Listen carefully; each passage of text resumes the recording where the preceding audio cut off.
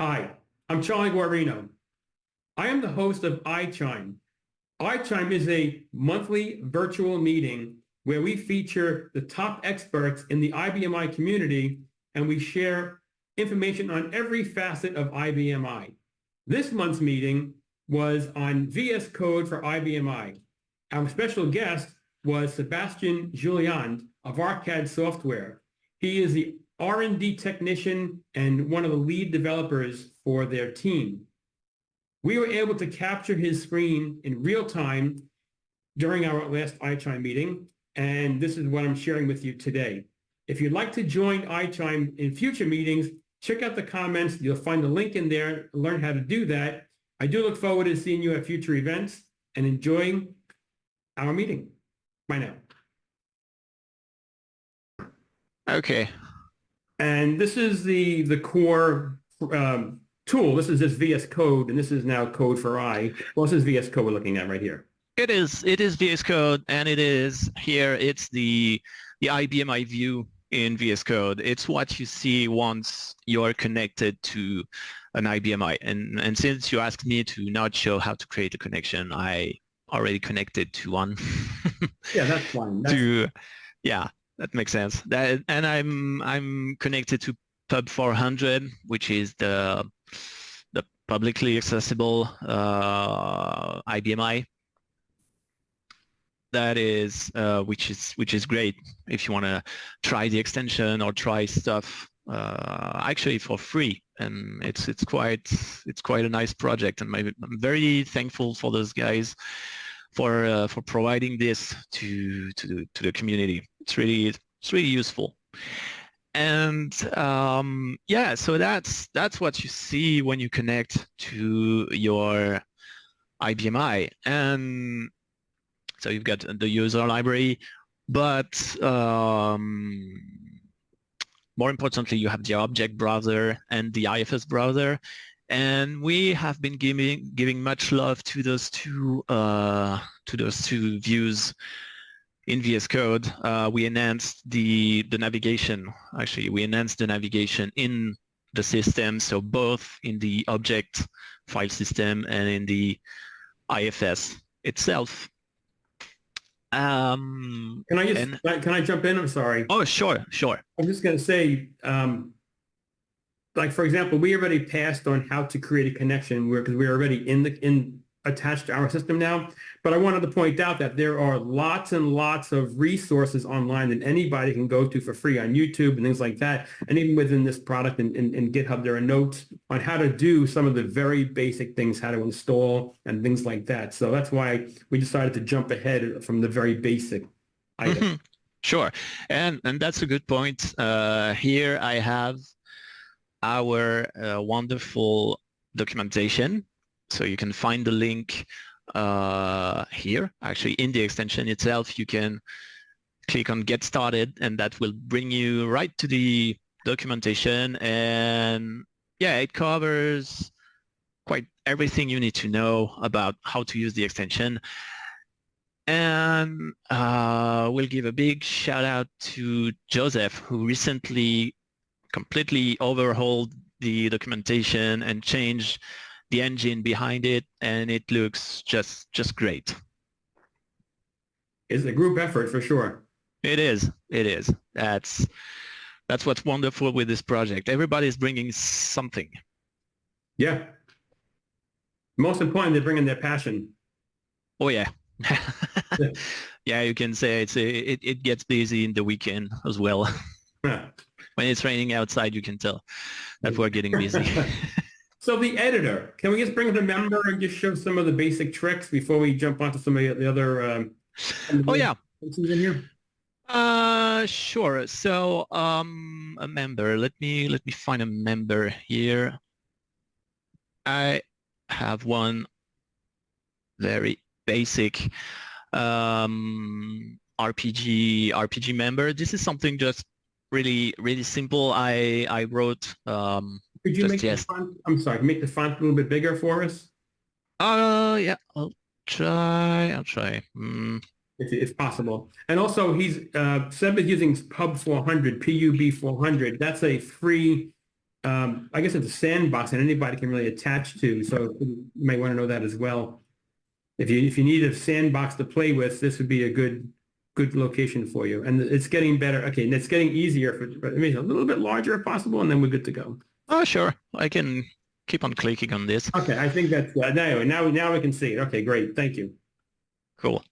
Okay, that's nice. And that's one of the things I love with VS Code is that you just press F1 and then you look for something.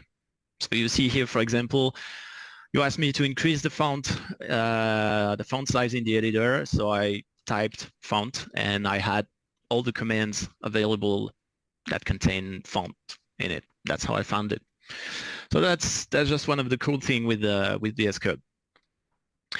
And yeah, so here we have a perfectly normal free RPGLE source. So it's not a big source. So I don't have there isn't much here in what we call the outline, but the outline gives you the map of the source. So you can see what are your variables, what are your procedures, and your subroutines and stuff like that. And so you can easily navigate here to their declaration actually. And so, well, you can see the colors depending on what kind of keywords you are seeing. So if it's a string, if it's another variable, if it's an SQL function. So it's really easy to spot what you're working with. And so we don't have embedded documentation for those. But you have some quite useful stuff. Like if I am here on a variable, I can, so it used to be control click, but now it's alt click. And I assume on Mac it would be option click.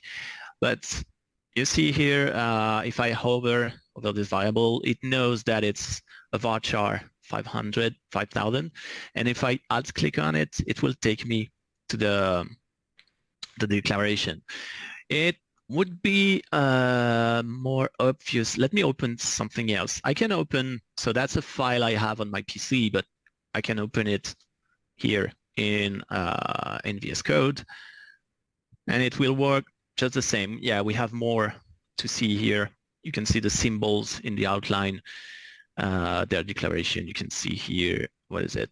Yeah, that's a data structure. And if I navigate in the source, if I go, let's say, to the bottom, and I want to see where this is defined, and I alt click, it will bring me here.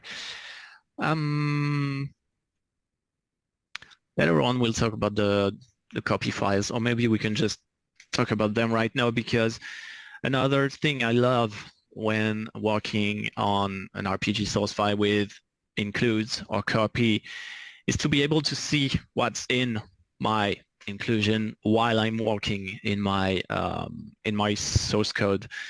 I'll use a command that is quite useful, which is the go to file here, the IBM go to file command. It lets me search for a member or a file on the IFS, and even if I don't know its name, I can just use this function to find it. For example, if I want to look for something in QSys Inc. and I want to see everything, I can type on the star, the asterisk, and it will load everything from QSys Inc. for me to see. And I want to look for something in the RPGLE source file, and anything here will do. Yeah, let's try this one. So that's just a copybook we have, and I want to include it in my RPGLE source file, source member.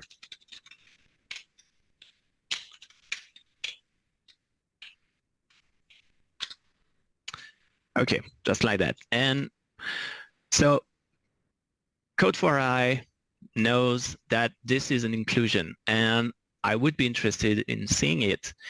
And just like I could alt click on a variable to see its declaration, like that, I can alt-click on this member and see what's in the member.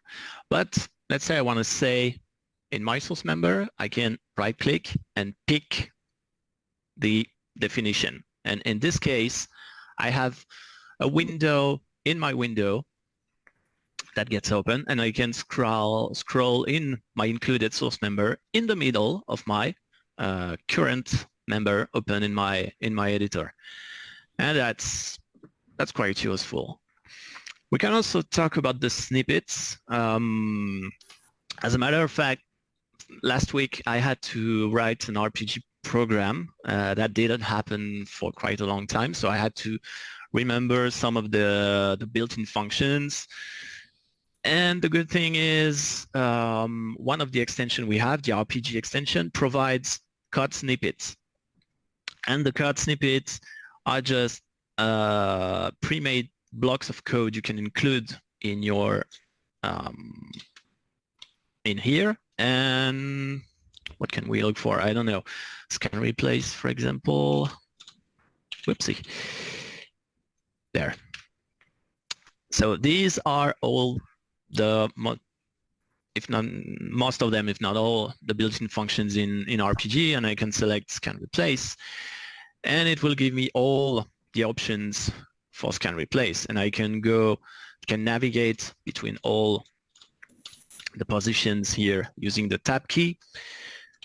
So if I don't remember how to call scan replace, I can just invoke it like that. I have it in here. I don't have to open the documentation or the reference of RPGLE to see the functions. And the same goes for the keywords. If I want to declare a new variable, I can look for the DCLS function here, and that's a snippet as well. And that will be a new variable. If I use tab, I'll go to the type, and I see the different types I can use. So that could be a varchar 56, and then I can use some keywords. They are not listed here. Maybe we should complete that, but somebody will open an issue for this, for sure. So... Can I jump in? Of course. Because you just said something that caught my attention. You said somebody will submit an issue for that. And that's really part of the success of this project. And that is that anybody's welcome to submit ideas as they continue to use it. And a lot of these ideas have come from the community, I think. Yes. We get inspired from everything that the community can report in the issues. Can be a bug, or it can be an idea. So of course the project is open source, and that's the good thing. Anybody can contribute, and we welcome everyone to contribute to the project.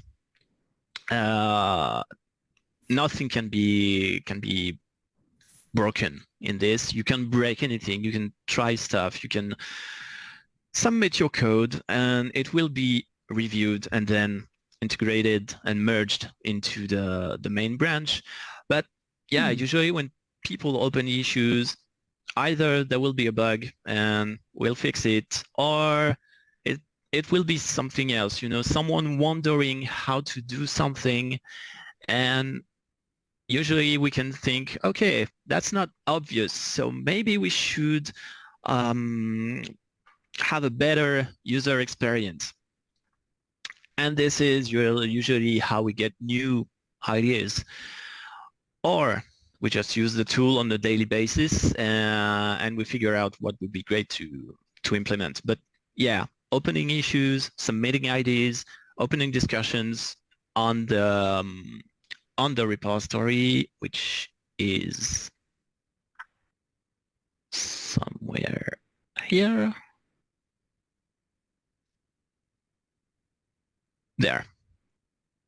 Issues. Let's say this is where the magic happens. This is where the ideas come in, especially when they are labeled. So we have feature suggestion, we have some discussions, we have bugs, we have enhancement, a lot of things, and Yeah, I saw a lot of people in the chat. At least I recognize the names because they opened issues in the repository. So yeah, we have a thriving community here, and that's just great. I guess it's important to point out that while you're showing us now just some of the most basic features of the editor here, this is a complete tool. So I know maybe we're not going to show it, but it's like supports debugging, live debugging, which is great. Yeah. So the debugger is, let's say, included. As you said, that's a fully fledged IDE. I don't think I can use the debugger on Pub 400 because Okay.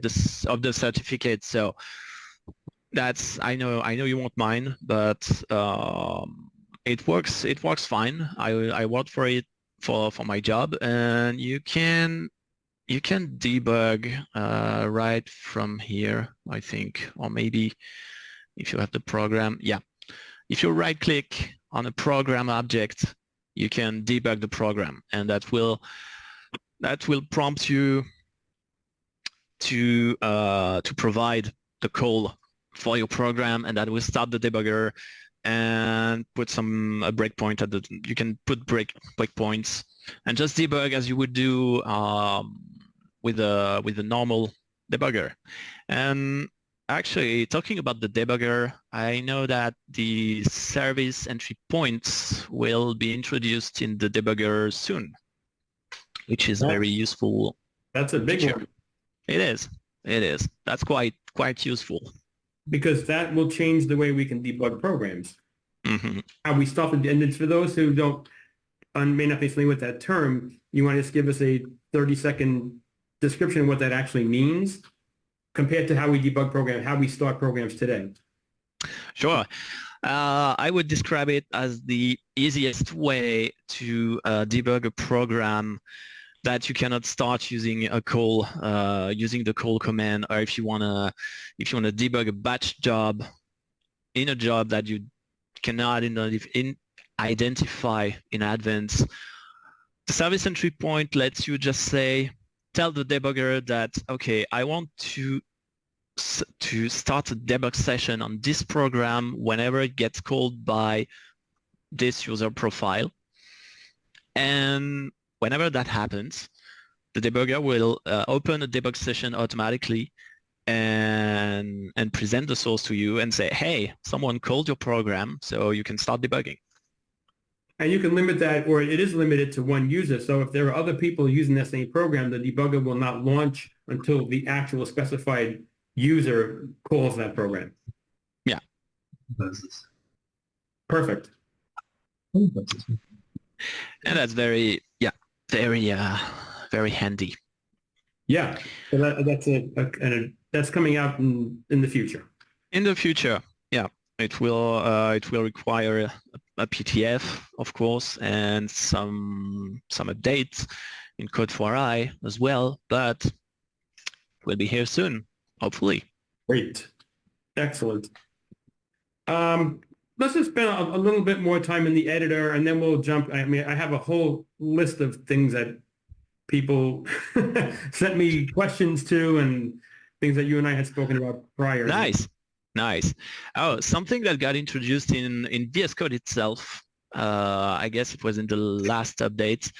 It's not something related to IBMI or to Code4i, but that's what they call the sticky scroll. And that's something I find very useful. Here, as you can see, I will scroll past the declaration of the data structure. And if I scroll, the first line of the declaration will stick to the top. So I know in which block I am when I scroll down.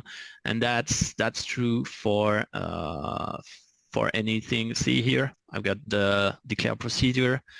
The start of the procedure here, if I scroll down, it will stick to the top, and I know in which procedure I am at the moment. And that's something I found quite useful. And it's the same here in the browsers. The sticky scroll works too for the browsers. Here, if I scroll down, I still know in which filter I am, in which library, and eventually in which source file. So you always know where you're at thanks to the sticky scroll, but that can be disabled. Actually, we have someone today that opened an issue on the repository to ask how to disable this. But that feature right there, you get that automatically when the new. Oh, you get that automatically for free, courtesy of VS Code itself. Which is actually another discussion point. That is actually just updates alone, because nearly every single time I launch this, I get a reload required. So why is that? Why is that? And it's not a bad thing, but why is that? And what is it actually doing? What's actually happening? What's triggering that? Well, to begin with, every month you'll get a VS Code update. So VS Code will ask to update itself.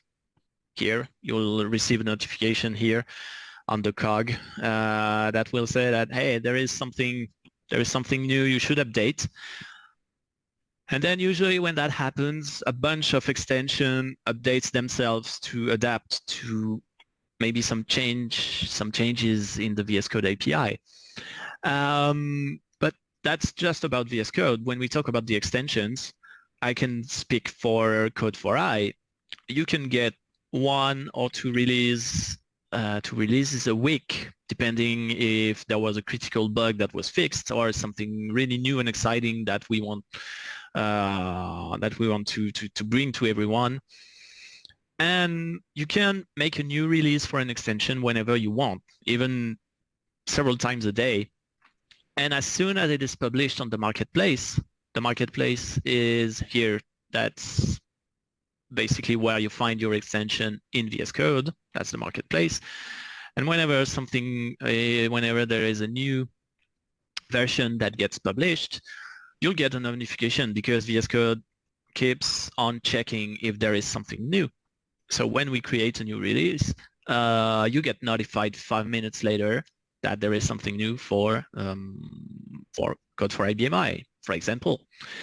And you can even switch to the pre-release of the extension. I made an article about this lately on LinkedIn, but now we even have pre-releases of the extension, which means that we can build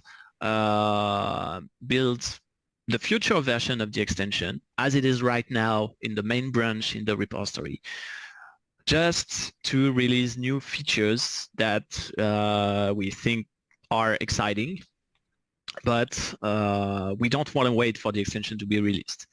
And so when you switch to pre-release, you agree to install a pre-release, which can be unstable, of course, but you get the bleeding edge version of Code4i IBM, and you can always go back to the non-pre-release version if you want to.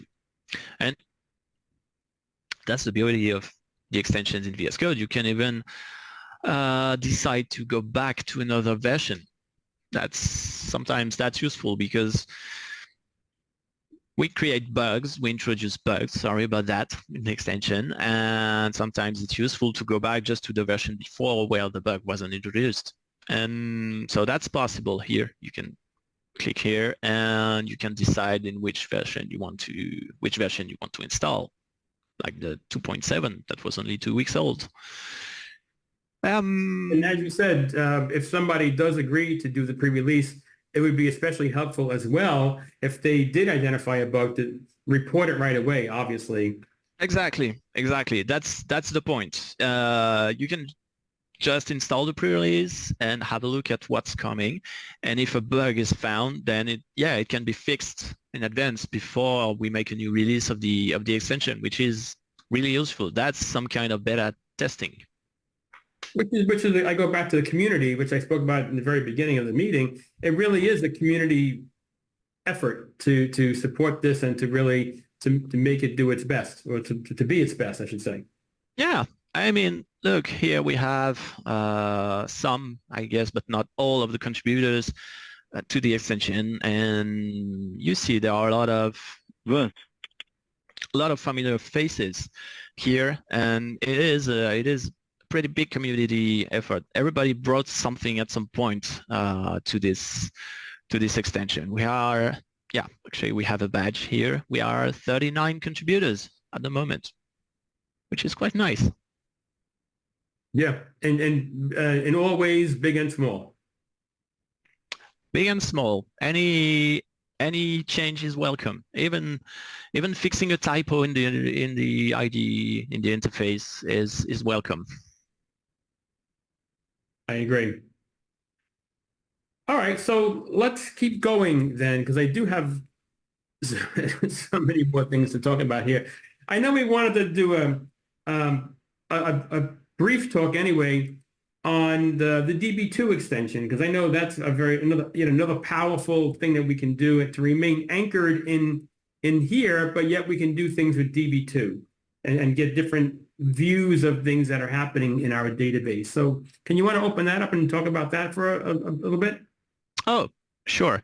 And if you just give me a moment, I actually created this specifically to help me show stuff in the DB2 interface, in the DB2 extension. Just that silly little programs, silly little RPG program that is that does something very simple. So don't judge my code, or yes, actually, please judge my code. Might not be very optimized, but it's just something that that will get a fortune, like from a fortune cookie, from an API. So the RPG we have here will call an API to get a fortune that gets inserted into a file, into a table. And so to do that, I just need to compile my my RPG, and I have my action to do that. That was fast. So my program was created here. Where is it? Yeah, fortune. And so now we can move on to the DB2 4i extension. So we were here in the IBM view, which is the main view provided by Code4i. But if you install the DB2 for IBM extension, then you'll get access to this, to DB2 4i. And here on the left, you have a schema browser to navigate through the different schemas on the system. You have your query history. We'll get back to that pretty soon. And you have the examples provided by the extension itself. So I think most of them are hard-coded, but save for the IBM SQL services, which are loaded from the LPAR. So this is the actual list of the SQL services which are available on the system, which I find so useful because SQL services are a big thing. I mean, your next guest on iChime will talk about this for sure. And it's been an amazing entry point to the IBM. We make an extensive use of the SQL service in Code4i, and I can give you an example. I can call the program I just compiled a minute ago from here using a call statement, but in SQL, and I'll just change the library. And here you see the little play button. It says run SQL statement, which I'll do. So it will run it through a dedicated job. So we cannot see anything here, but we have an SQL service that can show the job log of the job where this was called, because in my RPG program here at some point I use the send message opcode. So I can send a message to the job log. And so here in my query history, because I prepared myself a little bit, I have a call to the job log info that will return some messages from the job log. And if I run this statement, yes please, here we go. We have a message which has no ID because everything that got sent through send message in RPGLE doesn't have a message ID. So that was my ID, and that was the fortune that was just created. If I keep on calling my my program, let's say we add 2 new fortunes, we run this again. There we go. You have some other fortunes. So I can run queries and SQL services using this this extension, and I can even check what was inserted in my fortunes table here. Run the statement, and that's the content of my table. You have the messages here and the date when they were inserted. A little small, just so you know. Huh? The output. Oh, a little small. My bad. Yeah, I don't know if I can. No. Either, but it's a little tiny. Yeah, I can copy and paste it here if I see the content. Yeah.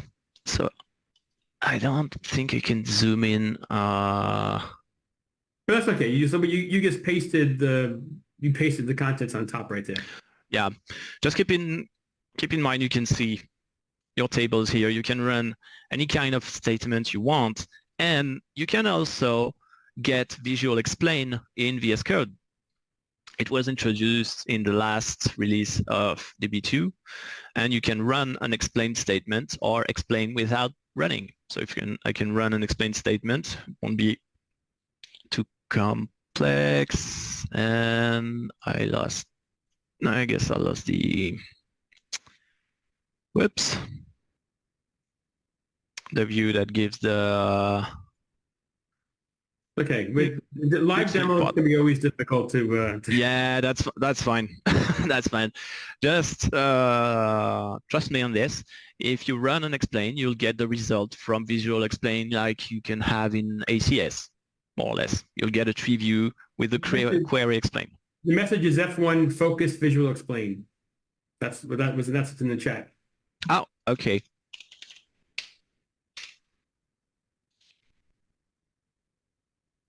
There you go. Perfect.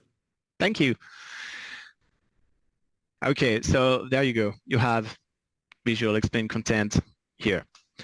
And we can have a look at the schema browser too. So I added QSys2 and systools because this is where you got most of the fancy functions you want to use now, the SQL services.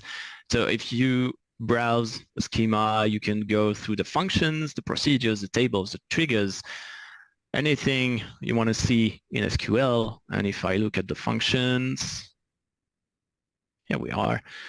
You got all the functions and their parameters. And you can even right-click and generate the SQL for that particular function. If you want to see the code and if you want to recompile it or create your own, you can right-click, get the code.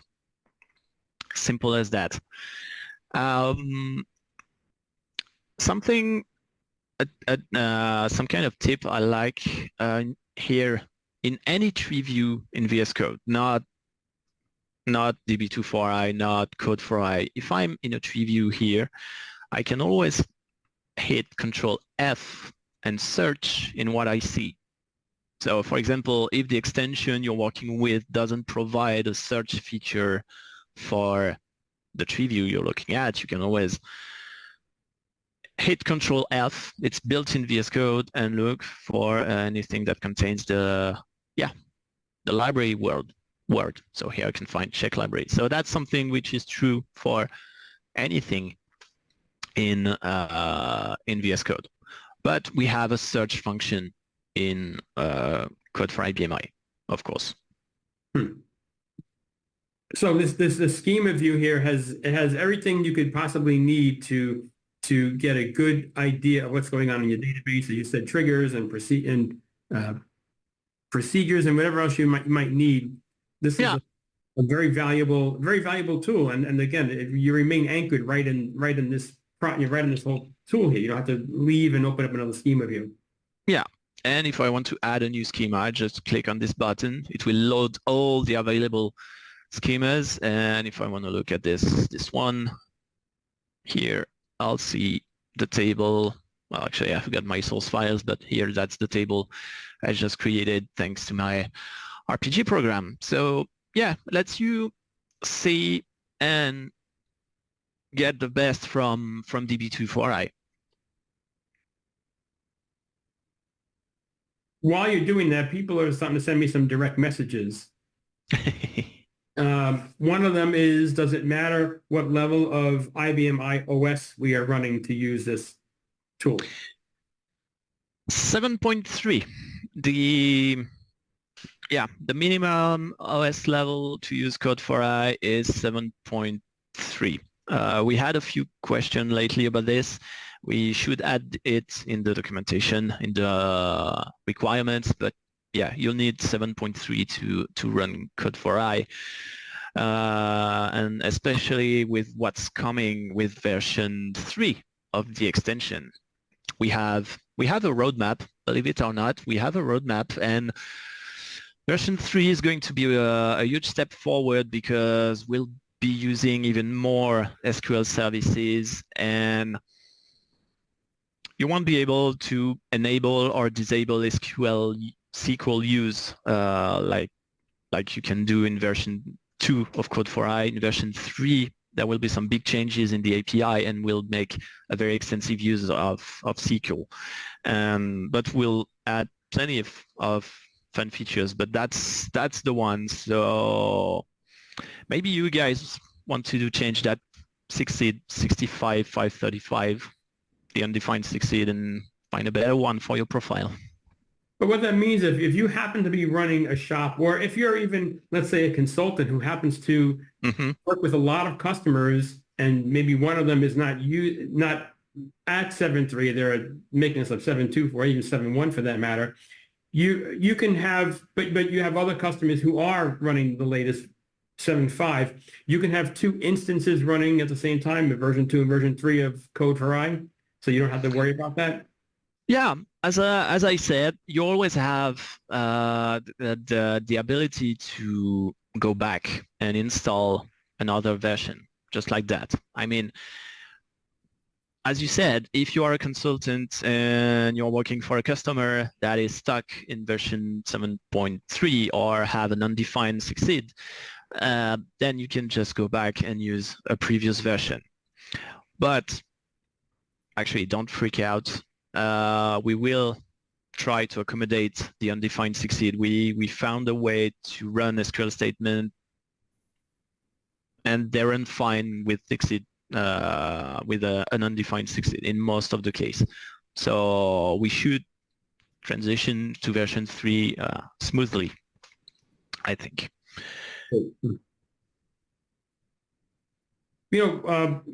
Sorry, I see some more SQL here. This is very nice. This is very nice. We're looking at here. What else can you point out about this? Anything, any search features or anything? I don't know. Well, you have the content assist. It's now a reflex when I'm in a new editor. I will hit Control Space and see what's available. And here I have a list of, seems to be schemas, I think. And you have the functions here.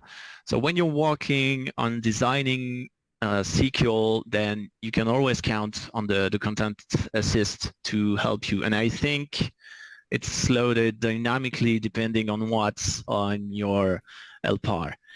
And when the DB24i extension is installed as well, you can see here, I don't know if it will be triggered now. No, that's too bad. But here it can hint you at, okay, I saw you are using exec SQL. If you want, I can run this statement in, I can execute this statement for you. And it was showing before, but not here. So don't know why, but that's something that's quite useful too when you're working on a SQL RPG program and you want to test your There you go. Only works with select. Let's see. Just I have lots of questions for you. okay. Bring it in. Well, I didn't want to interrupt your There you go. as long So, as okay, you talk. Sorry. no. Just yeah. It works with select only. So you see here, it says okay, you can execute this through db24i, and then you can select this, and it will open a new a new editor, and you can run the select statement. Right So it's all connected. Yeah, it's all about workflow. I know one of the newer features that I think is really kind of cool is the ability to create a procedure, extract a procedure. Oh yeah, like yeah, just like Or I mean, even with a subroutine, for example, you have a subroutine as well. But even just talking about, so what is extract procedure, first of all? What actually does it do? I actually, I must say, I didn't play much with the procedure extraction. Whoopsie. Oh, something happened. So yeah, I didn't try the extract procedure too much here. That's okay. I know we're throwing you. Well, there's a light bulb there, right? Yep, you're right. So, It was just a matter of light bulb. so when you so So what happens? You talk again. Sorry.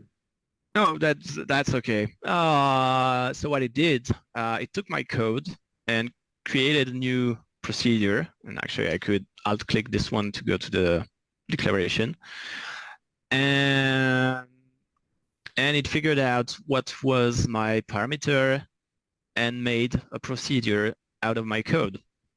So it took my my response here, my response variable, made it a parameter for my procedure, and there you go. So yeah, as you said, you can extract pieces of code and make procedures out of them, which is a very powerful tool when you're trying to refactor some existing code. Then you will probably want to put them in new modules.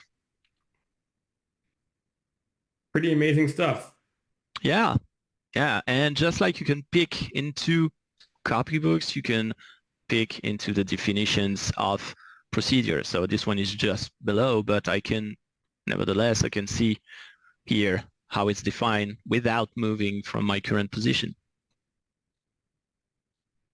I see a question here in the chat. So Christine here is asking, if I use the REI iSphere search functionality to find source, is there something similar in this? I would say yes. If you are looking for something in a source file, then you can go here. And so let's go into QSys Inc. This is where we have a lot of stuff.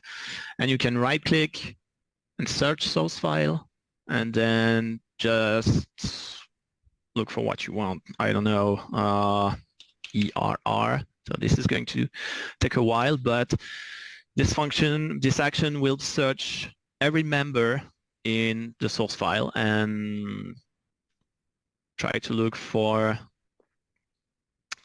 what we were looking for ERR, and there you have the results. And then you can click, and it will open the source member for you and position you on the line where it was found. So you can search through source physical files like this, or IFS folders as well. Yeah, let's talk about the IFS. I know there's been a lot of activity with the IFS and some of the newer features as well with IFS. So yeah, we did some work on the IFS browser. It's well, it's quite a convenient browser.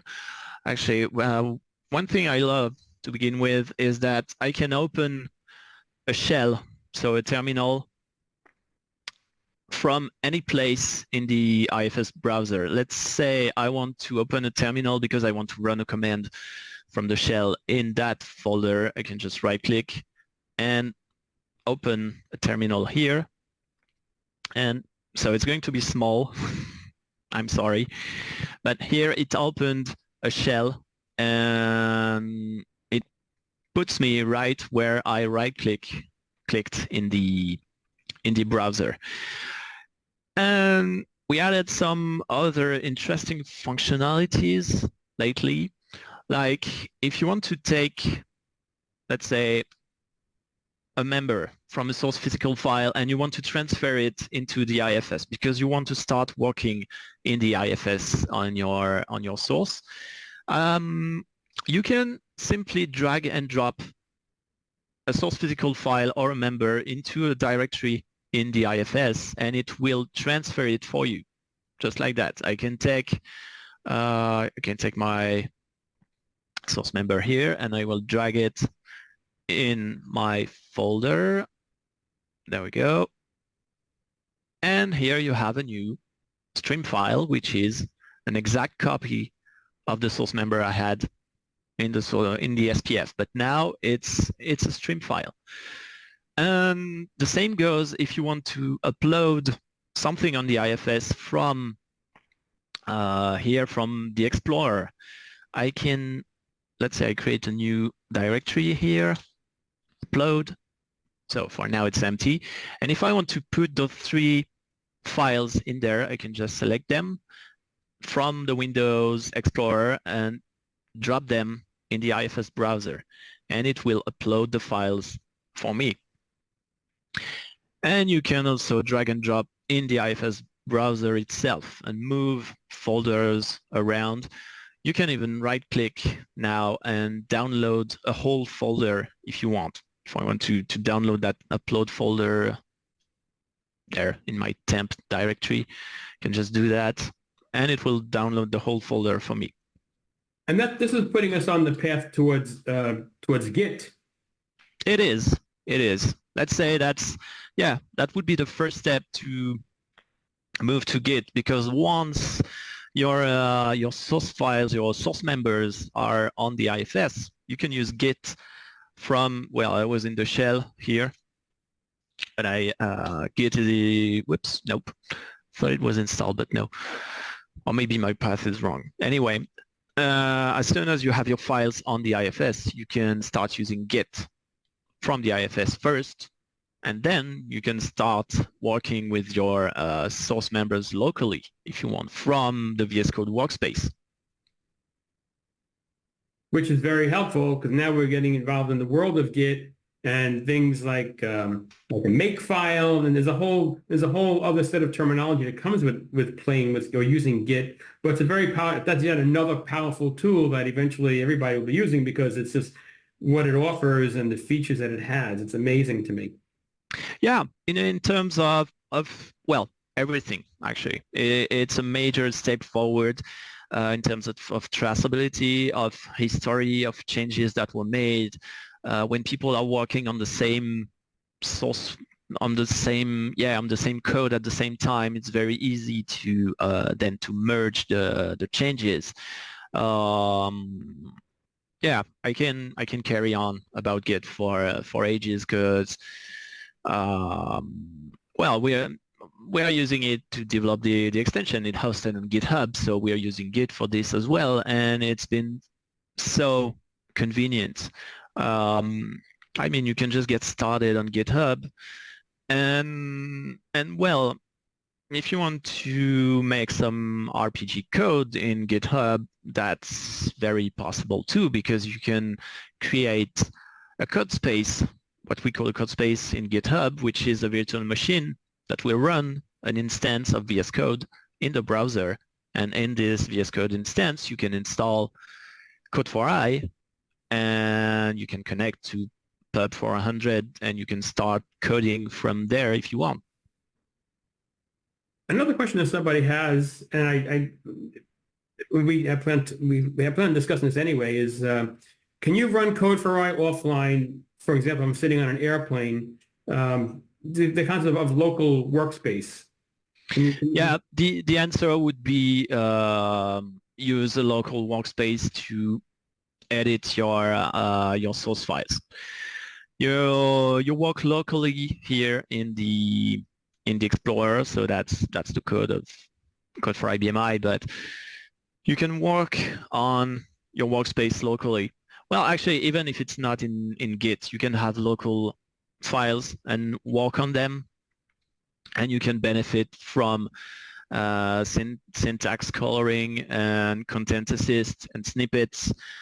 And then when you're back, you can just upload those files on your LPAR and continue working. But yeah, what you can do is work on the source files. You won't be able to access this part of the IDE because it's all connected to the IBM I. So if you are in your plane, you won't be able to access this or this as well.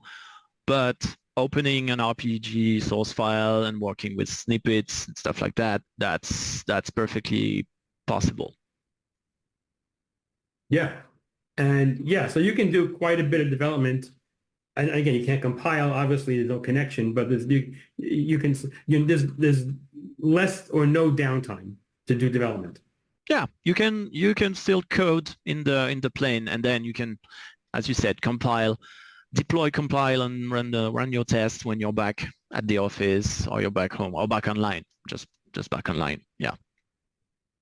So the whole premise of VS Code is that we can build, or you've built and the community has built, extensions that they keep plugging in. Another question that was just sent to me is, we talk a lot about different extensions, but let's talk about the developer pack, because what that is and how does that help us? Oh, that's the best way to start using Code4i and everything that goes with it in VS Code. It's the one-stop shop extension. So if you go in here and you look for IBM I Dev, should be here somewhere. There, IBM I Development Pack. So it's an extension that contains all the extensions you need to start coding on IBM I. So you'll get everything. You get Code4i, and then the RPG extension, CL extension, DB2 for IBM I, the debugger, and some other extension directly related to IBM I. You've got the COBOL highlighter. Yeah, and basically what you need when you want to code on Code4i. And one thing that is great with VS Code as well, I should mention, is that you can connect your VS Code to, I guess, at least a GitHub account and maybe a Microsoft account. But anyway, you can synchronize your configuration, your settings. They get synchronized with your account. And so, I don't know, whenever you install VS Code on a new PC, you just log in with your account in VS Code and it will synchronize everything back. So your extensions, your settings, your connection settings, your snippets, everything, you're right back at home just with this synchronization. And that's a very cool feature. Yeah, as long as we're talking about synchronization, things like that, I know there are other extensions that are not necessarily part of Code4i, but things that you do use every day. For example, one we talked about was live share. Yeah, live share. Well, yeah, we talked about that. I used it actually once or twice with Liam because we were doing a coding session on an upcoming extension, actually. And so it lets you share not your screen, but you can share your local workspace and you can start coding with several people, each one of you on your own PC. And so you can just show code to people, like, okay, I want to show you this RPG program, and then you can point the cursor somewhere and show a piece of code and they can comment it, or everybody can modify the same source file at the same time. And that's, I think, a very nice feature when you want to do some pair programming or when you want to show a colleague, if you're working from home, you want to share some code. It's very easy. You just once the extension is installed, you click here on Live Share, and you give access to it. It will give you an invitation link, and I could send you this link, and it would open a coding session in VS Code or in a web browser. You see, for example, if I take here a new window, I use the link, and here, as you can see, it started a web session of VS Code, and I can open in VS Code itself, or I can continue in web. So I just need to provide a name.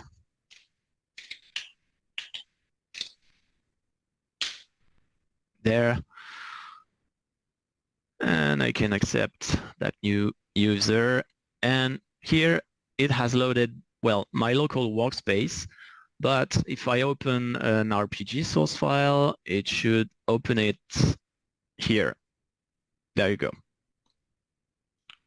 So the source member I opened locally was also opened in the VS Code of the person that followed the link of the live share. And so I can show him around. You see, if I scroll through the source code, it scrolls here.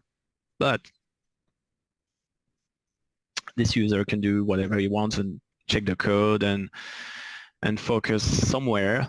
Say, hey, look at that, and I get here little cursor to bring my attention to this particular line of code. So that was something really really amazing, to be able just to share code and to do some pair programming over internet, just like that.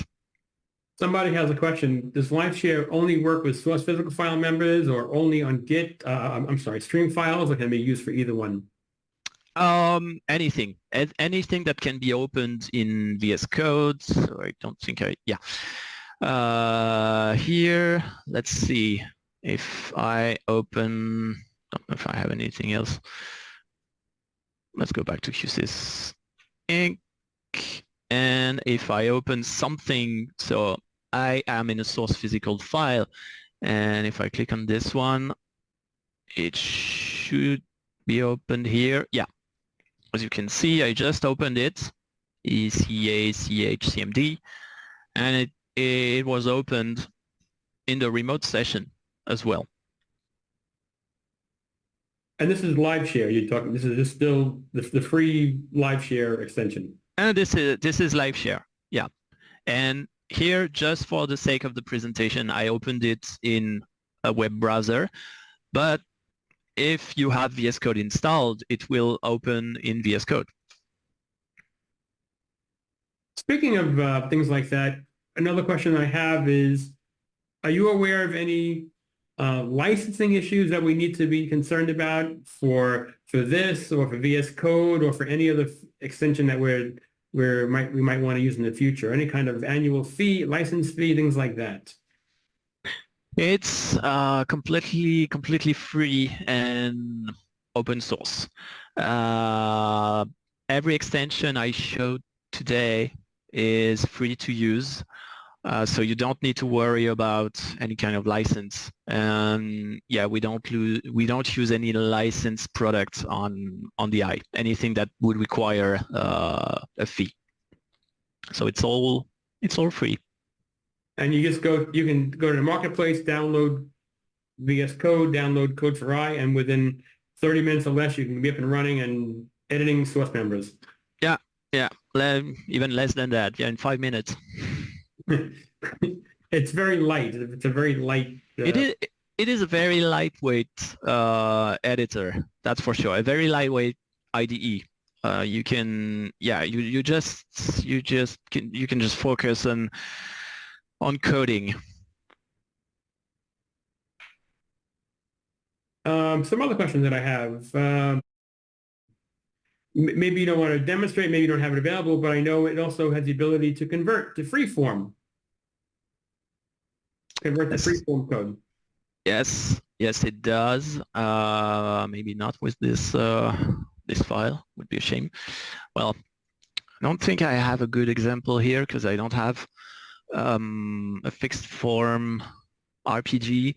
But yeah, basically you can use the RPGLE extension to convert fixed form to free RPG. Along those same lines, I can tell you to me, one of the coolest things, and it's not necessarily a code for I thing, it's more is Copilot. And I don't know if you have that installed here or not, but if you don't, we can just talk about it for a minute. But what Copilot lets us do with generating code and all kinds of things is just amazing to me. So yeah, I didn't enable it on GitHub yet. I want to use the free trial, but I saw people that were using it. I know Liam used it, for instance. I'm sure Joseph did too. And yeah, it's like peer programming, but a very clever peer programming. You just use it to generate some code, and then it learns from your style actually, and it will provide some boilerplates and some ready-to-use code based on what you need. You can ask some questions, and that's maybe the best use of AI you can do at the moment when it comes to coding. It's using Copilot in VS Code, even with RPG. I've used it to say, for example, I need a small service program to convert from this to this, whatever it happens to do. And next thing I know, I have a whole new source member there with code that it gives me. And you have to test the code certainly, but it gives me, even if the code doesn't work necessarily, it gives me an idea for an approach on how to approach a particular thing. Yeah, it will do. That's the rule of the 80%, 20%. It will do 80% of the heavy lifting for you, and then you can just fix what needs to be fixed. And I think it will even learn from it, and next time it won't do the same mistake. Yeah, there's another message here in the chat for converting fixed format to RPG. Fixed format RPG to free. He put a link on there. You can search for it there. You'll see it in the link. Brian Garland, VS Code RPG free. You can look for it in the marketplace, and you'll see the converter there. There's another thing you can bring into your toolkit here. Yep. Thank you, Christian, for sharing the link. Yeah, so much stuff. Holy cow! I mean, I can. Time flies. Right? Time does fly. So, how much of the iceberg have we shown today compared to what's available and what this wonderful tool can do for us? Oh, well, we have seen quite a bunch of interesting features, but there's still a lot more to discover, and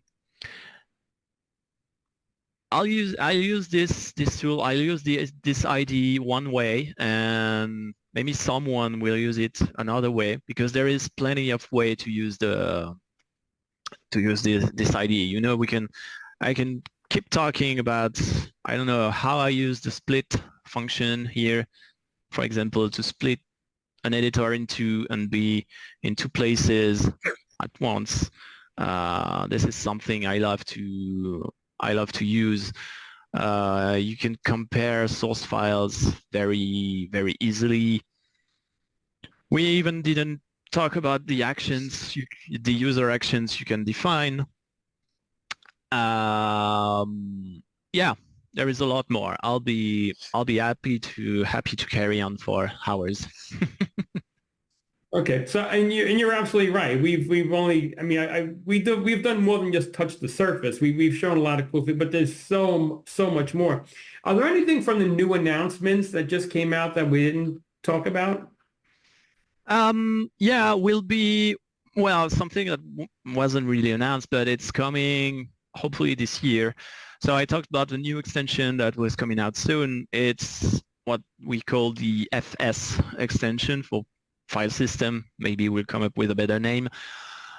But this will give more control over the objects on IBM I, and I installed a build of this extension in my VS Code. So it's already possible to download the code of the extension, build it, and install it in VS Code. And for now, it will add support for some objects, like if you want to change a data area. If you want to change the value of a data area object, you will be able to click on it. It will open an editor, and then you can just change the value of this data area here, a character data area. If it's I don't know, if it's a logical data area, you'll just have a checkbox to change its value. If you click on a program, you'll get to see his details. That's basically what's displayed by DSP PGM, and you see what's bound to this program, what are the modules and service programs. You'll be able to change binding directories. Here I have a binding directory. I can see its content. This is a big one. Okay, you can see its content. You can remove an entry from there. You can add a new entry in the binding directory. You can see the exports as well. You'll be able to work with data queues. Here you can see the definition of the data queue, and you can even see the messages in there, and you can, if you want, you can send data to the data queue. This is still iChime. And this is available today, or this is coming out? This is coming out. This is still in the making. We still have some smoothing to do, I would say, but this will come out this year. Yeah, for sure. And we'll add support for more types over the year. I don't have a save file, but it allows you to see the content and browse the save file actually, and download it and restore it just with a single click. So that's quite convenient too. It's a nice little preview of what's yeah, that's in the making. That's quite exciting. I'm excited to get this out and see what people think about and see people using it, and yeah, enjoying it. So what is, you touched upon it earlier, but what is really the best way if you want to submit an idea? If you if I have an idea today, I just go to GitHub and I go to and I can just submit something. Do I need to have a GitHub account, or I can just go there and just submit, and anybody can submit an idea? Yeah, anybody that wants to submit anything, and you're more than welcome to. You just create an account on GitHub, and then which is free. It's completely free. Yeah, we are. That's the URL of the repository. You can find the link on the extension, but I will put it on the chat. And yeah, if you want to start a discussion about any subject, then feel free to go to the discussion. So discussions are not in a particular repository. It's just for the Code4i organization, but then you can go to the issue, which is related directly to Code4i, and open an issue. Also, if you want to open an issue, if there is an actual bug, I would invite everyone to use this here from the help and support view. You have a report an issue action here, which is quite convenient because if you click on it, it will gather some details from VS Code and create a template for the issue. So you see the issue text goes here, And then if I look on preview, we get some information about the version of code for IBM that is used, the operating system, the extensions installed, and what's the remote system. For instance, I know that Pub 400 is running v7.5. What's my 6.8? Is CQL enabled? What is installed? So this helps a lot when we need to troubleshoot an issue. And something else, we keep on asking the same thing when someone opens an issue. Sorry about that, but it always comes at some point in the issue. We need to see what we call the output of code for I. And when we talk about the output, it's here. It's in the output tab. And you can see many outputs. There is usually one per extension, but in there you can see everything that went through the communication channel between VS Code and IBM I. So you can see everything that was run, the SQL statements, the commands, and the errors. And this is why we keep on asking the content of this, because this is where we can find the information to help debugging. So remember, click on report an issue and join the output as well.